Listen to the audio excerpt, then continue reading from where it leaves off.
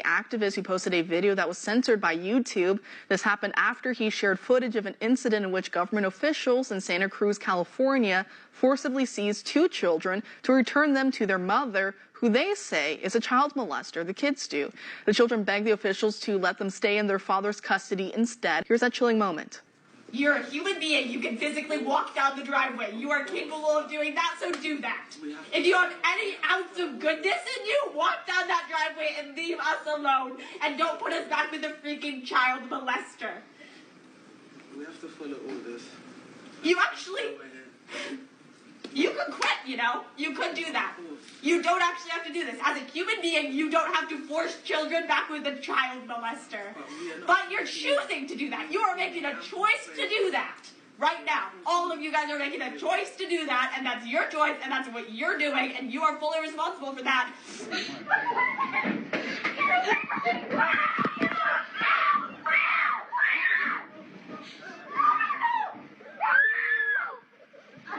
Get the fuck off of me! Get off of me!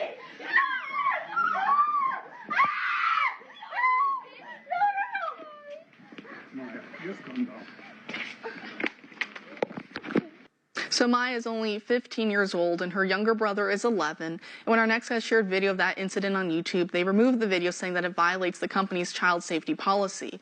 After the incident, the siblings were driven down to an undisclosed location, Los Angeles, California, about 350 miles south of their home in Santa Cruz. The adults seen in the footage are Transporters for Assisted Interventions, a private company based in New Jersey that carries out court orders to move kids. The company's website says it was founded on the principles of dignity, compassion, and safety. I don't know if I really saw too much of that in that video. That's how the state gets away with it, by claiming to be the highest authority on raising your kids. Joining us now to discuss is Spike Cohen, the founder and chair of You Are the Power. Spike, thanks for being here tonight. Thanks for having me on. I'm happy to be here. You've been following it quite closely. So what is the story with what we just saw? So that's the last that we've heard of this, because neither Maya nor her brother Sebastian have been heard of. This happened back in, I believe, October of last year, and none of her loved ones have any idea what's happening with her or with Sebastian, and there's a reason for that. Assisted Intervention and many other companies like this are court-ordered to send these children to so-called reunification camps, where they are required to reunite with the people that they claim have abused or molested them based on the concept of alienation theory. They're not allowed to talk about their abuse or about what was done to them by the person. They're not allowed to contact anyone outside of the person that they're being told to reunite with. And they basically groom and condition these children to want some kind of contact with someone, so they have it with the person that they say was molesting or abusing them. And YouTube was so upset about the fact that this is happening that they made sure that no one knows it's happening by blocking it.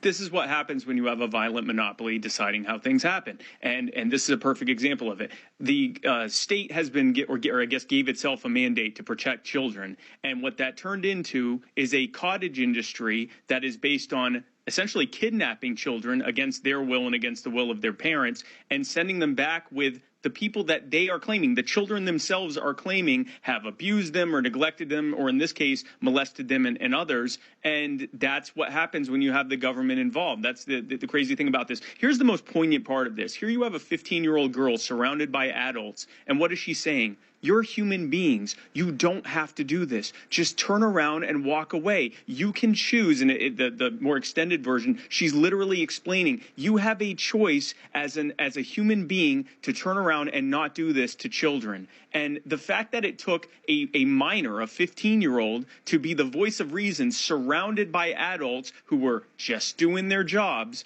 that shows the difference between what the state does and what we actually want to see when it comes to protecting children. It is not the state that does it. This is what happens when you give the state an inch, they take your children. And that's exactly what's happening here. It is an absolute travesty what happens. And as if it was, not enough of an absolute scandal and a travesty what's happening here, these so-called reunification camps that they send them to can cost upwards of $10,000 a day of taxpayer money. Now, I have no idea what justifies that price, but you can pretty well guarantee that a lot of crony rent-seeking companies are out there chalking up all sorts of taxpayer money at the expense of safety of children, and that's what so-called children protective services often looks like. This is government will get a mandate or give itself a mandate to do something that on the outset looks like a perfectly laudable thing. We're going to protect children from abusers, and so we need these powers and we need this agency and we need this budget to be able to do it. But then what do?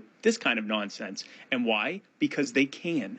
Because they're mandated, because they pay. It's paid out of taxes. You can't choose not to give it to them if you don't like seeing this kind of stuff. This is what so-called government services looks like. It looks like children being stolen and given back to alleged child molesters and not even being allowed to speak to anyone but the alleged child molester.